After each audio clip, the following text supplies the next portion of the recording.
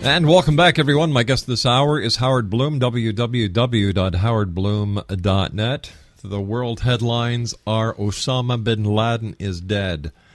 Sunday, May the 1st, U.S. Special Forces went into Pakistan without the knowledge of the Pakistan government and took out Osama bin Laden in what many are calling a kill operation. Now, the U.S. Special Forces included Delta Force, U.S. Navy SEALs, and CIA operatives. They took custody of the body of Osama bin Laden. They tested his DNA to confirm his identity, and then his body was laid to rest at sea. Now, something very funny happened during a White House briefing earlier today, Howard. The CIA said that they are 99.9% sure that it is Osama bin Laden. Why would they only give it 99.9% and not 100%? Well, that's a very good question. You can tell this from a photo. The big story in Iran right now is that a photo that was circulated in especially the British press that was supposedly of the corpse of Osama bin Laden and his face is a phony photo, and it's been around for about 3 years. That's right. We've got a copy of that photo at xzonenews.com/bin Laden Photoshop.htm.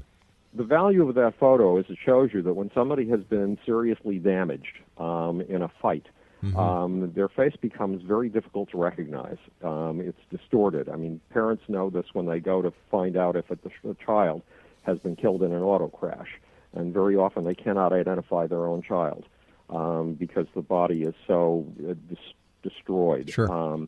And that presumably can happen in a firefight as well, even though it is said that he took one bullet to the head. The DNA, my guess is, what do you compare the DNA against? Well, there was a time when Osama bin Laden was in a hospital, I believe, in Saudi Arabia.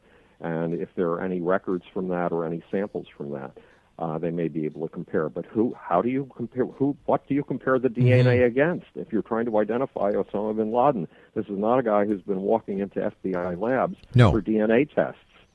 Exactly. In the past. Well, these are very interesting times, Howard, and as always, whenever you're with us, time goes by so fast. I do want to thank you so much, Howard. I know you're very busy finishing up your book, and thanks very much for joining us. Always great having your input. And it's a pleasure, Rob. You know that. You take care, my good friend. Let everybody know how they can find out more about you and where they can get your books. Okay, terrific. I'll talk to you again the next time something interesting happens. Take care, Howard. www.howardbloom.net. That's www.howardbloom.net.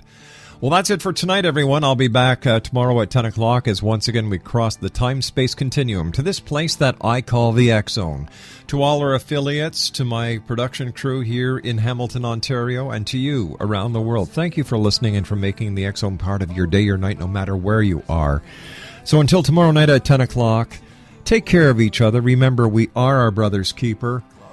And if you can help somebody out, put a smile on their face. And if you're in Canada, I hope you voted. It's your democratic right.